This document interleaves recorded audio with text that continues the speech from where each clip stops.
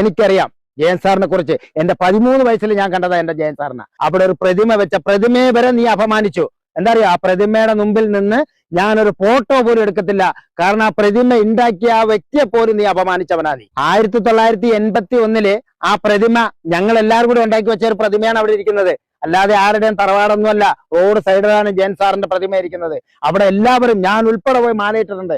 അറിയോ, നീ മാല ഇടാനല്ലാണ്ട് നീ അതിന്റെ അടുത്ത് പോലും നിനക്ക് പോകാൻ കഴിഞ്ഞിട്ടുണ്ടോ? നീ അച്ഛന്റെ പണ്ടത്തെ ഫോട്ടോയും കാണിച്ചുകൊണ്ട് ഇതെന്റെ അച്ഛനാണ് ഇതെന്റെ അച്ഛനാണെന്ന് പറഞ്ഞിട്ട് നീ നടക്കുന്നല്ലോ. നിന്റെ അച്ഛനെ നീ നേരിട്ട് കണ്ടിട്ടുണ്ടോ? നീ ലോകത്തെ എല്ലാവരുടെയും അപമാനിക്കുന്ന രീതിയിലാണ് നിന്റെ വർത്താനം. കാരണം തന്തയ്ക്ക് നീ പച്ചയ്ക്ക് വിളിച്ച് നിനക്ക് ആരാടോ, എപ്പോഴാണ് നിനക്ക് കോട്ട് കിട്ടിയത്? എപ്പോഴാണ് നിനക്ക് പോളിംഗ് ക്ലാസ് കിട്ടിയത്?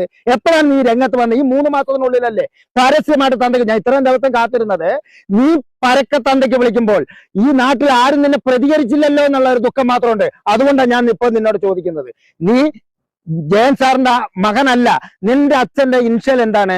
നിന്റെ ഇൻഷ്യൽ എന്താണ്? നീ എന്നാണ് ജയന? നീ ജില്ലാ ആശുപത്രി പ്രസവിച്ചു എന്ന് പറഞ്ഞല്ലോ. അവിടെ നിന്റെ അച്ഛന്റെ രേഖപ്പെടുത്തിയിട്ടുണ്ടോ? ഉണ്ടോ? നിന്റെ ഐഡന്റി കാർഡിലുണ്ടോ? നീ രേഖകളൊക്കെ ബോധ്യപ്പെടുത്തി ജനങ്ങളെ ബോധ്യപ്പെടുത്തിട്ട് വേണം തന്തയ്ക്ക് വിളിക്കുക. അല്ലാതെ മര്യാദ കെട്ട വർത്താനം പറയരുത്. നീ പറഞ്ഞാൽ വിവരം അറിയും. എങ്ങനെയാടാ നിന്റെ അച്ഛൻ ജയനാവുന്നത്? നിന്റെ അച്ഛൻ പൊതുജനങ്ങളോട് പറഞ്ഞിട്ടുണ്ട്, ഇതെന്റെ മകനാണ്, അദ്ദേഹം വെളിപ്പെടുത്തണം. അദ്ദേഹം വെളിപ്പെടുത്തിയെങ്കിൽ മാത്രമേ കേരളത്തിലെ ജനം അംഗീകരിക്കുള്ളൂ ഇതെന്റെ അച്ഛൻ ആണ് അല്ലെങ്കിൽ എന്റെ മകനാണെന്നുള്ള അദ്ദേഹം പറയണം. പറയാണ്ട് നീ അദ്ദേഹത്തിന്റെ ഫോട്ടോ കാണിച്ച് ആത്മാവിനെ ഭീഷണിപ്പെടുത്തുന്ന രീതിയിലുള്ള ഇടപെടൽ അത് ശരിയല്ല. പറയാ, ഞങ്ങളുടെ നെഞ്ചത്ത് ആത്മാർത്ഥമായി കൊണ്ടു നടക്കുന്ന ഒരു മഹാവ്യക്തിയാണ് ജയൻ സാറ്. ഇപ്പോഴും മനസ്സിൽ നിന്ന് മരിക്കാത്ത ഒരു മഹാവ്യക്തിയാണ് ജയൻ സാറ്. ആ സാറിനെ നിന്റെ അമ്മ പറഞ്ഞു എന്താണെന്നറിയാവോ? മോനെ, അച്ഛൻ സിനിമയിലൊക്കെ വരികയാണ്, പ്രശസ്തി എടുക്കുകയാണ്, നമ്മൾ ഇതിനൊന്നും നിൽക്കണം. ഇപ്പൊ എന്തിനാണ് നീ കോട്ട് വിട്ട് വന്നത്? നീ എന്തിനു വന്നോ? ഇതാരാണ് നിന്നെ കൊണ്ടുവന്നത്?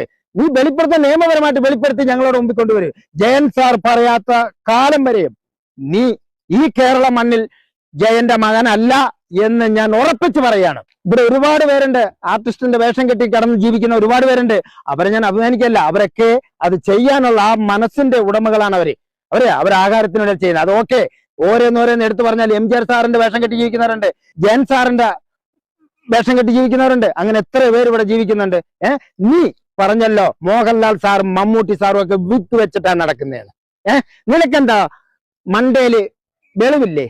ഇല്ലേ? മണ്ടയിൽ മുടിയില്ലാത്തവന് വെളിവില്ലാത്തവനാ. നീ ഇടയ്ക്കിടയ്ക്ക് ഇങ്ങനെ വെക്കുന്നുണ്ടല്ലോ. നീ പറഞ്ഞു പിന്നെ ഒരു ഫോട്ടോ കാണിച്ചത് കഷണ്ടിയാണ് ജയൻ സാറെന്ന് അല്ലേ? നീ ആരെയൊക്കെ അപമാനിക്കാത്തത്? ലോകത്തുള്ള എല്ലാ മഹാനടന്മാരും നാളെ നിന്നെ പോലുള്ളവന്മാരുണ്ടെങ്കിൽ നാളെ മോഹൻലാൽ സാറിന് ഉണ്ടെന്ന് പറയും, മമ്മൂട്ടി സാറിനുണ്ടെന്ന് പറയും, ലോകത്തുള്ളവർ എല്ലാവരും ഇതേപോലെ അഭിഹിത ബന്ധ മക്കളുണ്ടെന്ന് പറഞ്ഞിട്ട് വരും. തെറ്റാണ്. ഇങ്ങനെയുള്ളവരെ പുറം ലോകത്ത് പ്രതികരിച്ചില്ലെങ്കിൽ